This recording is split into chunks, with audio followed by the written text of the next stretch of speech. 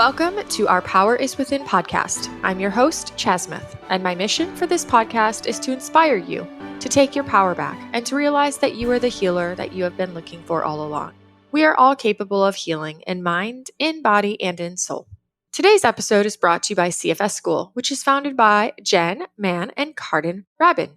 If you're not familiar with Jen and Cardin, please check out a recent episode, number 119, where I get to pick their brains and hear about their personal health healing journeys and discover how CFS School was birthed. CFS School is a nervous system healing program that includes an integrative brain retraining approach, polyvagal therapeutics, trauma resolution techniques such as somatic experiencing tools, inner child work, and parts work. It's designed to help guide you, support you, and empower you on your self-healing journey to heal from a variety of mind-body disorders, some including CFS, fibromyalgia, POTS, autoimmune disorders, sensitivities, and more. There is a self-study option that is perfect for people who want to go at their own pace. There is also a live cohort that begins at the end of June for people who want more guidance and live support. This cohort tends to fill up fast. So if you are interested, I highly encourage you to click the link in the show notes and book your free discovery call today. Also, before I introduce today's guest, I do want to ask that if you are enjoying the content from this show and have yet to leave a review on Apple Podcast or my website, please consider doing that today and help me support my mission. My website is ourpoweriswithin.com. You can also follow me on Instagram at ourpoweriswithin. And lastly, remember to subscribe to the podcast channel on YouTube if you like to watch videos, as over the next few months, I will be posting more video interviews. And thank you for tuning in. So today's guest is Jason Cornish, and he's here to share his testimonial story. He's still very much on his healing journey, as most of us are. But he's made tremendous strides, and he has had an awesome enough experience to come on and share with us what this healing ride has been like so far for him, what he's learned for himself, and what has and hasn't worked for him. So let's welcome Jason, and please enjoy. Jason, thank you so much for being here with me today to share a healing testimonial for everyone out there who's listening. As we all know, these stories can be really inspiring and supportive for other people on their journey. So thank you for a willingness to be vulnerable and show up and share today. My pleasure, Chaz. So what I'm going to do, let's see. I know that you're still on your journey, and so many of us are, right? Like, where does it actually end? When does it end? What quantifies or qualifies being totally healed? Is it really just the elimination of all symptoms, or does it go deeper than that? I really always welcome people at any point in their journey where they've really experienced wins and successes along the way. So I don't know if this is something that you could share, but if you do actually have like a summary or a synopsis of simply what you weren't once able to do and where you're at now, like what I can do now. Like, I wasn't able to do this, but now I can do that. Do you think you could start there? Yeah, so let's start there. So as a brief summary, at my lowest point, I was near death. I was in zombie mode. I couldn't do much, and my days consisted of maybe an hour of energy. I got that low. And now I'm working full time. I have my own business. And, I have experiences this year of like sleeping in a room with fresh, wet paint, which is a big change for me. That's amazing. Oh, okay. Fresh, wet paint. Yeah. And for some people, they'd be like, well, what does that matter? I sleep in paint. But for anybody who's ever had any type of chemical sensitivities, we know that that is a huge deal. Yes, absolutely. Mm-hmm. So let's talk about your pre-perfect storm. Let me first ask, did you have what could be quantified as a perfect storm, as some people call it? Yeah, I could. So I remember early on in life, I had a few symptoms show up. Like, I remember having really sensitive eyes that was labeled or linked to dairy intolerance. But my perfect storm really culminated in a knee surgery. I had a biological knee replacement in 2014, which is kind of an uncommon surgery. But with the surgery itself, along with the opioid drugs that came with it, and being on bed rest afterwards for 3 weeks. That was the final straw that pushed my body into, well, basically close to death. Hmm. Yeah, I've never definitely heard of that kind of surgery before. So this will be interesting. What was life like before that, though? Like, who were you? What were you up to? What were you doing in the world? Hmm. So I would say my life really took off as a teenager. I really got into fitness and health, and I was actually quite good at it. And within that time, I, like so many young men, I got into bodybuilding. And along with that came for the first time, like a lot of success and confidence because it's like, dang, I'm really good at this fitness stuff. I can lift weights. But through that process, that's when I first learned that my body is actually quite different than most people. And what I mean by that is this: my muscles were always super strong. I only weighed 155 pounds in high school, but yet I could bench press 325 pounds. But I was never good at sports, and I never found out why until later in life. But, I'm on the, Ehlers-Danlos syndrome. I have very loose connective tissue, which is why I always got injured in sports. So I was this mixture of, yet, on one hand, a really athletic person, but on the other hand, I was always injured. And I was also that kid that could put their leg behind their head and do pull-ups to entertain classmates. And I guess to go on with that, this is also where my first major bout of chronic pain came in. When I was 15 years old, in the same year, I injured a disc and vertebrae in my upper back and also got a disc herniation by just doing box jumps at the gym. And it's just crazy to think that both those incidents, that was a sentence of 15 years of chronic back pain that was a big issue every day of my life until I figured out a way to rehab it. Which I imagine came long after the perfect storm. Well, actually, some of that started before the perfect storm because I was in chronic pain for so long, from the age of about 15 until 25. My perfect storm happened when I was about 27, 28. Okay. And then, so what was it for you? Like, what was the main catalyst for you for healing the chronic pain? Yes, it's really important that we talk about this. And, I love this about your podcast. So many of your guests talk about the power of the mind to heal the body. And I believe that, not fully, because I'm still in the process. But I just want to let everyone know, all the listeners know, that sometimes it is just mechanical. For me, in my back pain, both the upper and lower back pain, it wasn't until I found a really old school master physical therapist who changed my life. And after doing very diligent, dedicated therapy for both my upper back and lower back, I was able to escape this debilitating chronic back pain and got it reduced in both places by 80-90%. And since becoming a fitness professional now and mastering these crafts, I still have occasional back pain flare up, but I can manage it so well now. And I can use this knowledge to help so many other people deal with more mechanical based back pain. Mm-hmm. So you have had some healing through approaching things from a purely physical perspective, which is awesome. And I honestly completely agree with you.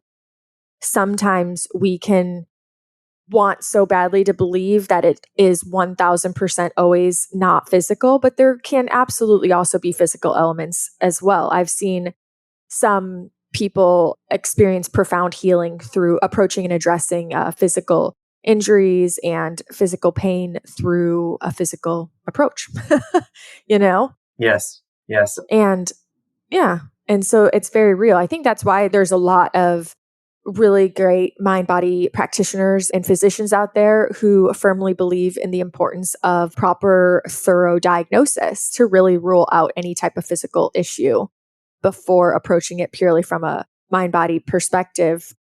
Then there's also the very real fact that generally what could start as a physical issue, like an actual real legitimate injury, can turn into chronic pain due to the neuroplasticity factor and the fact that the brain begins to essentially learn the pain and it can get stuck in feedback loops, very similar to like a phantom limb pain. So that is also something that can also happen. And sometimes we can approach our healing from a physical perspective and yield phenomenal results. And I would personally say that there's likely an element of the physical aspect that was a part of that healing. And also that through those physical approaches, we were actually teaching the brain a new way of being, and therefore basically teaching the brain to unlearn the pain, if you will, through Yes. physical action.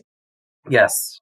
Very similar to incremental training, right? Or exposure therapy. If you are somebody who's like chronic fatigue or you have issues like with walking, it's very much the same. We go out and we do little bouts of walking to teach the brain it's safe and create safety around it and elevated moods. And we do that over and over as we build that physical capacity and also help the brain unlearn the old pattern. Yes. And to get more specific, and for the audience's sake, with my upper back pain, it was largely resolved by doing exercises that would bring my shoulder blades closer together. Anatomically speaking, the shoulder blades of most humans should be about 5 or 6 inches apart. Mine were 9 inches apart. 9 inches.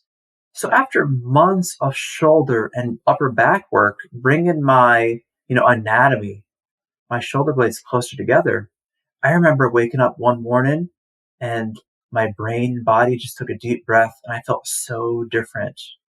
And in turn with my lower back, my pain was caused by a physical disc bulge. Now, I know with your other guests, maybe it was discussed that, if you take an MRI of 100 people, 50 of them may have a disc bulge, but only 25 have pain. Like, I get that information.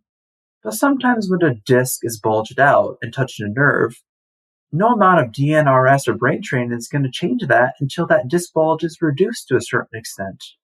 So the main therapy that I use for my low back pain, my disc herniation bulge, is the work of Robert McKenzie to basically use back extension techniques to push the bulge back into place. And that worked very well for me, whereas yoga, something that I used first to try to deal with my back pain, actually made it worse. But yet, when I did yoga, when I stretched, it felt better, but only in the moment. Whereas the extension-based techniques actually resolved it over time. And in my own work with clients, I find that a very common story where they can find certain tactics that kind of help short term, but a year or two later, they're still in the same cycle of pain and dysfunction. Mm-hmm. Yeah. That makes sense. Yeah, definitely not a one size fits all. That is correct. We've definitely learned that. And it's so great to address any angle that we can, But I also know that you did do some brain retraining, correct? Yes. So Yes. on from the mechanical, after my knee surgery, which I mentioned before, I was on bed rest and opioids for 3 weeks. And there was one night where my body just shifted for the worst. And I remember it so vividly. That was the night where I only slept maybe 5 minutes. And for the entire night, my heart rate was accelerated. I didn't know what the heck was going on. And that was the beginning of my mast cell activation syndrome and chemical sensitivity, which is kind of all the same when it comes down to it. I understand that.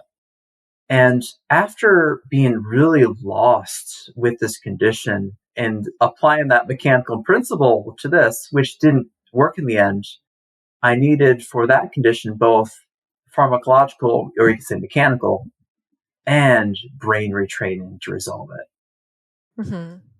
When did you begin a brain retraining program? So I hate to admit this, but I was lost for probably 2 years before I gave brain training any serious thought. And the first program that I came across was DNRS. Before it became an online program, I ordered a CD or download. And I remember receiving it, and I was open-minded. And I remember watching it, but gosh, my skeptical mind was so on fire as I listened to DNRS the first time. And I did give it a try, but after probably 3 months, I gave up on it and actually asked for my money back. And it's interesting to think that if I hadn't given brain training another try, I would be one of those people that give a negative review saying, this is baloney. This brain retraining stuff is flim flam. It doesn't work. It doesn't make sense. I would be one of those people. But because of my life situation, I was forced to give it another try. Mm-hmm. I'm glad that you did. As am I. So in working to better my health, the main practitioner I've worked with is Beth O'Hare, who I'm sure some of your guests and listeners know about, but she's my main mast cell practitioner. And in talking with her, she guided me towards the Gupta program instead of DNRS. And that was a better fit for me with Ashok's approach. And I especially enjoyed the meditation component of that. And using brain retraining and meditation, along with working with my own spouse, who is a psychologist, which makes all this all the more interesting, I was able to stick with brain retraining because of the science behind it and understanding the mechanisms of how the brain can change over time. Mm-hmm. So you did Gupta then after DNRS. Yeah, so after I gave up DNRS, I was like, okay, I'm willing to give brain training another try because I was very desperate. Mm-hmm. So then the Gupta program did resonate better with me. Yeah. Okay. I mean, everyone has a different perspective for sure. And his program is a little bit more, it's just very different.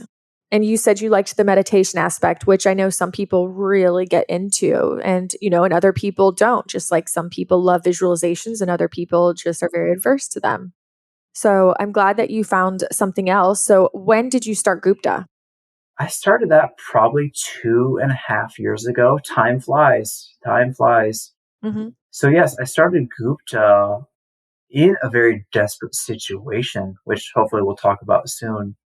But I remember being very diligent with that program at first, doing my rounds in the morning, doing the meditation, and using the various tools and tactics that he gives his subscribers. And I am definitely not one of those people that is an overnight success. I remember with both programs talking about people who see results in 3 days, results in a week, results in a month.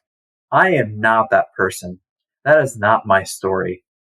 So just know that with these programs, if you stick with them, even maybe for years, because of my understanding of how the brain works now, I can say with authority, it is bound to reduce your symptoms. I don't know to what extent for people, but if you keep with these things, just like with physical exercise, you are going to see results over time. Absolutely. Yeah. So tell me what drove you to give brain retraining a second chance? That's a great question. So I actually became, you could say, part-time homeless. What happened with my house, I live in Auburn, Alabama, a very humid place. Our HVAC system, which is the system in houses that provide heating and air conditioning, became infected with bacteria. In the South, there is this condition we can get in our HVAC systems called smelly sock syndrome. Please look it up. It's fun to research. But basically, bacteria inhabit the coil of this system, and it spits out air that smells, well, like dirty gym socks. So because the air in our house had these bacteria endotoxins and such, my body rejected my house. I could only spend limited time in the house, and I certainly could not nap or sleep or rest in my house. So although I had access to shower and a kitchen, I had to spend most of my time outside. And with sleep, I had to sleep in my car and in a hammock. And that was quite the journey, and I'll never forget that the rest of my life. Wow. That's crazy. But you're not there anymore. You like sleep in your house now. You live a fully functioning life. Same house? Same house, same house. So with that, I will always be grateful for the comfort of four walls and heated and air conditioning. Because gosh, Chaz, sleeping out in a car when it's 22 degrees, that's tough. That's tough. But I must say, from another standpoint, I'm proud of how I did that. I survived that and did life, sleeping in a car through the winter, through the summer. I did it and I survived. But yes, speaking of my house, we have the same house. And for me to get back inside my house, it was really two things. We had to do the remediation work, yes, but I also had to do the brain retraining. The two in combination was what got me back in my house full time. And I must say, it was mainly the remediation that helped me, but the brain train also helped me as well. Mm-hmm. And when was this? Like, when did you get back in your home? Okay, so I have been in my home now for probably 3 or 4 months in a row. Prior to that, I would sometimes have to sleep inside and outside depending on what we're doing with remediation. And by the way, we're dealing with water damage. We've had water damage to our house 3 times. Wow. Ugh, it's been a beast.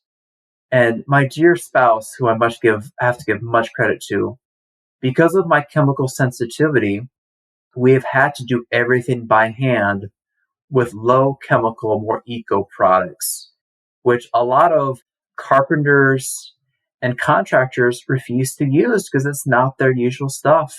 Right. So, yeah, if it wasn't for my spouse, I don't know where I would be, but, she has slaved away and sacrificed so much for energy and health and time in order to learn everything about how to remodel a house and do it from scratch. Mm-hmm. Wow. She's a keeper. Yes. Well, but Yeah. back to your question, I think I got in the house, I think it was last May, so May 2022. And then depending on what we were doing with the house, I would still react to freshly laid chemicals, whether it be caulk or paint and things like that. But over time, I have found new ways to train my body and brain to accept new applications. Heck, just this weekend, she applied some eco-friendly caulk and I slept in the house. I did not have to retreat outside to the hammock or my car. So that's a win, right? Yeah, it is. You said you found new ways to train your body to not react. So, what are some of the things that really worked for you in retraining your body to know? Let's say it's not really your body, it's your brain, but your brain to no longer react or respond in a exaggerated way to these scents. Yes, so I'd love to share that. So the number one technique that has worked for me, it would seem, is if I get around an object that I reject. And that could be a spice. It could be oranges. It could be food. It could be caulk. It could be paint, anything. And I find that if I sit with the item and I touch it and I breathe calmly and stay relaxed, you could say breath meditation. Sometimes I just count to 5, in breath for 5, out breath for 5. I do anything to stay calm around the object. That has helped tremendously. That's awesome. Now, on top of that, I also find that if I visualize me sleeping with the object, that my body will then accept it in time. Mm-hmm. Now, has this worked 100% of the time? It hasn't. But gosh, even with my skeptical mind and disposition, I have to admit that this has worked. Mm-hmm. Yeah. And, it will continue to work. I mean, it's layers, so sounds like you've made huge strides. I'm at the very beginning in your summary. You explained that you've recently slept in a room with fresh paint. That's huge. Yes. That's a huge stride. Yes. So how my symptoms work is with my, you could say, mast cell activation, my immune system going awry, my brain going on fire, it always happens at night. I have delayed reactions. So I can be around chemicals during the day, and I don't know if it's going to fully affect me until it's nighttime. So that manifests in 2 ways.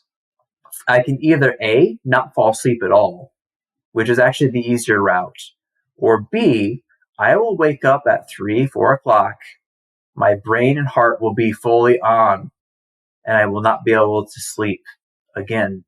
I will not be able to fall back asleep, and my immune system will go off.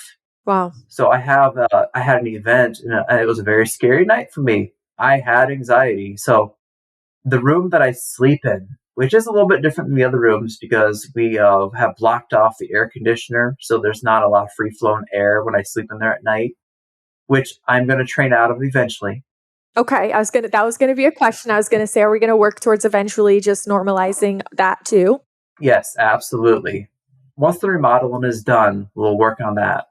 One step at a time, right? That's right. But there was a night where my wife had to paint my sleeping room. And to push myself, I decided I'm not going to automatically retreat to outside. I'm going to see if I can do this and sleep. And you know what? Despite all my skepticism, it worked. I fell asleep just like usual. Yeah. Yeah, I think that's really important because, something that we learn is avoidance isn't necessarily our friend because we think, okay, well, if I avoid this, then I won't have a reaction or the symptoms. However, often when we avoid things, we're actually reinforcing that old pattern and teaching our brain that what we're avoiding is not safe, hence why we're avoiding it.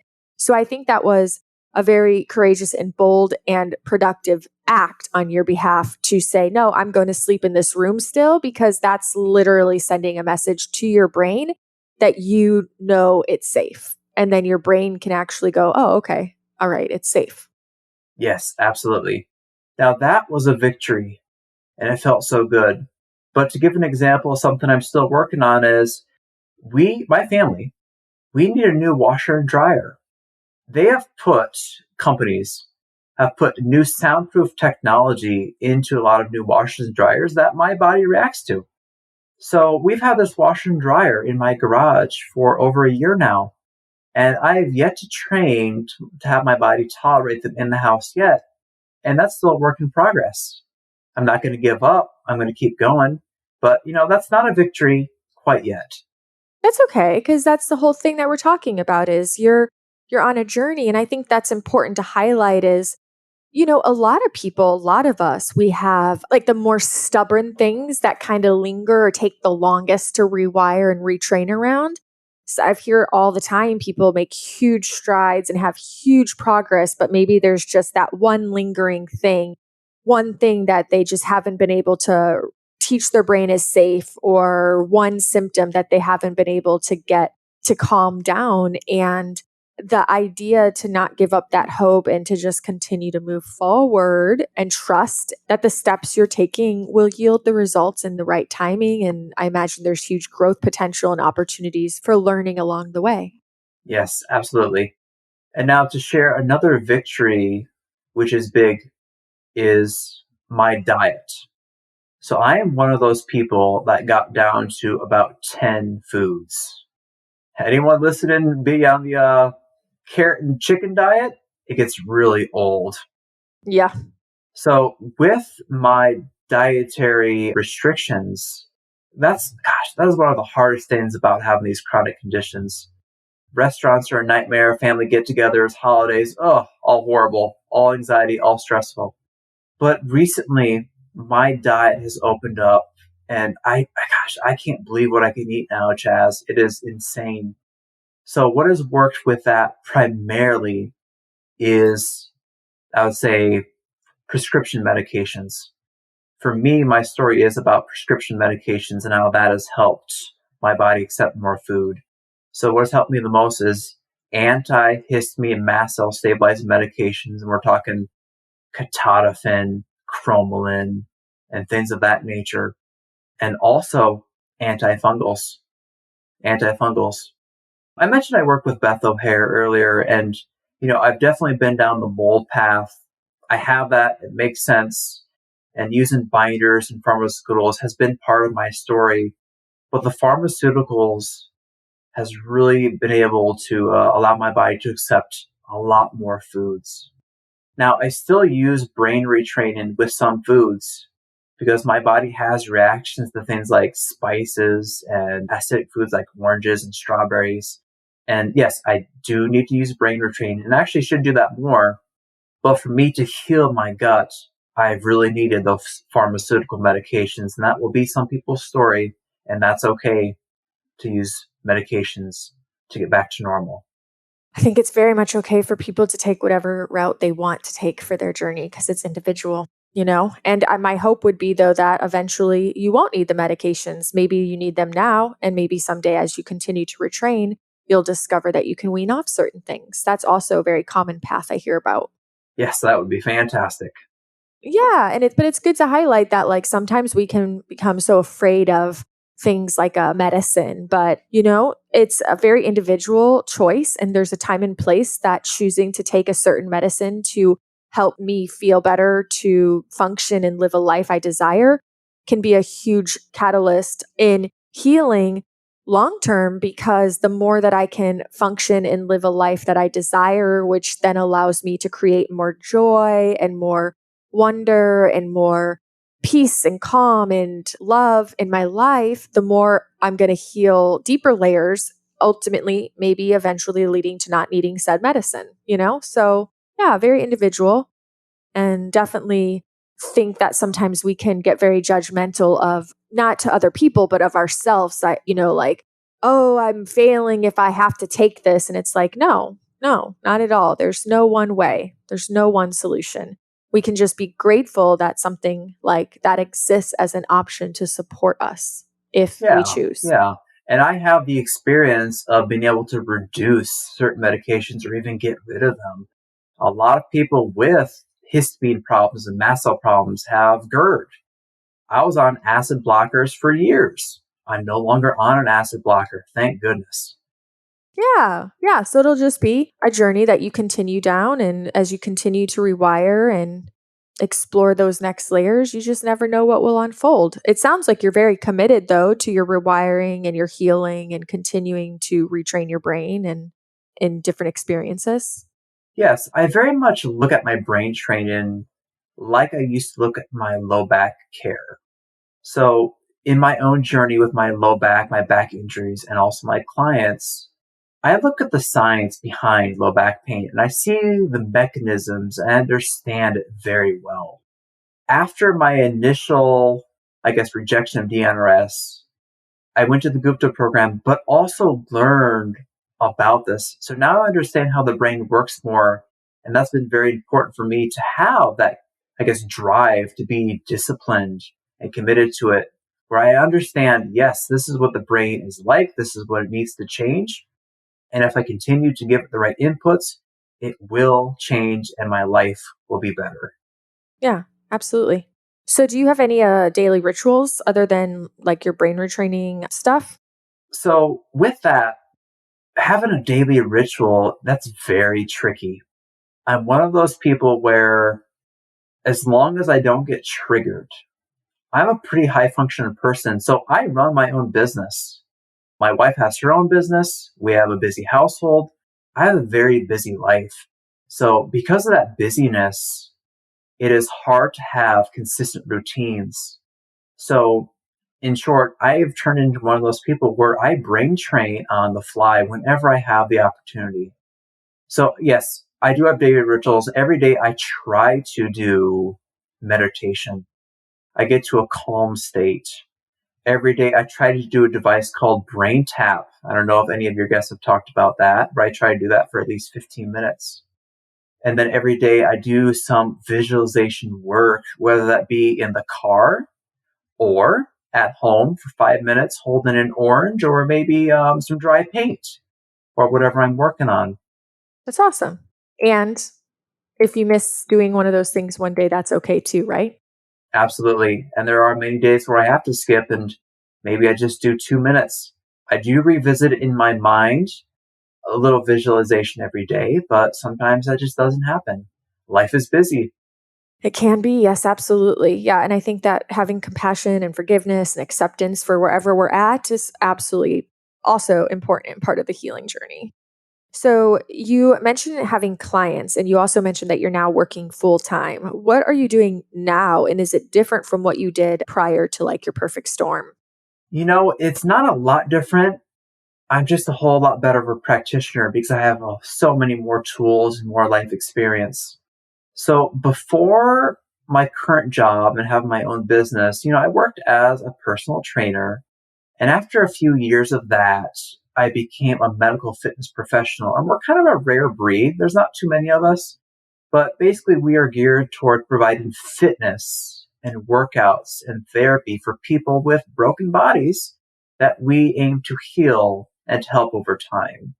And I should tell this story real quick. How I got my own business is actually when my wife and I moved to Auburn, Alabama, I started to work at a hospital fitness facility, and I love that place so much. That was a great job, the best job I've ever had. But years ago, it was probably 4 or 5 years ago when this place was still open, they had a company come in to paint the walls and they used oil paint. And that was the end of my career at that gym. So that pushed me into having my own business. So because of life circumstances, I'm actually quite happy having my own business now.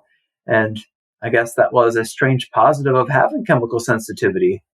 hmm So you now have your own business and you work as a medical trainer. Yeah, I work as a medical fitness professional. And, I get clients that have a ton of mechanical issues, but every once in a while, I do get some people with more brain based issues. And I'm so happy that I can provide for them a means out of that dysfunction as well. So I love the mechanical stuff. It makes sense to me. I have a lot of experience with it. But now that I have personal experience and now a few client experiences of people bettering their health through brain retraining, I can use that now. Yes. That's awesome. What are your next big goals? Well, the major goal that I have, my family has, we're going to finish our house. Our house has been under construction for about 2.5 years now. And once that, I guess, settles, I believe I'll be able to try more aggressive treatments to better my body and brain. And I've already dipped my toes into some things like ketamine treatments and the use of psychedelics and other such therapies in order to, I guess, fully heal, because that's what I'm after. And that's what we're all after in the end. hmm What is your next thing that you really want to train around? Is it your washer and dryer? Or like, do you have any goals specifically around the next thing you want to train around? That is a great question. So the washer and dryer are definitely on the top of the list. And I must say, we actually just successfully got pets for the first time because I have a daughter and she's wanted pets for years, but we're finally at a place where I feel comfortable enough doing that. So I don't have a big next goal because I just accomplished it. We now have pets. What kind of pets? We just got 2 cats. Awesome. I bet she's so excited. She is. She is. Yeah, that's awesome. So finishing the home and you got pets, that's a big one. You slept in a bedroom with wet paint. That's huge, huge wins. I hope you celebrate your wins. Do you celebrate your wins? I probably don't celebrate enough. I will try that. Maybe that's what I'll work on next, Chaz. Yeah, make sure you celebrate them. Be silly, like be extravagant with your celebration. Like really acknowledge yourself, your brain, your body, really acknowledge your ability to like create those huge wins. That's so important.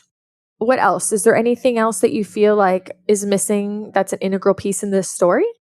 I would say that one thing that I'm getting into more lately, and I know that not everyone can do this based on their energy, but, I am a fitness professional. I like physical activity, and I have found that despite having bad days, even when your energy is low, if you get after it physically, if you do something with your body to match whatever you're able to do, but subjectively make it hard, I found that to be very soothing and good for my mental health and my body. And I would, I guess, maybe present that as a missing piece and key for some people's healing journeys is making sure that you take care of your body. Yeah, movement is medicine. Movement is definitely medicine.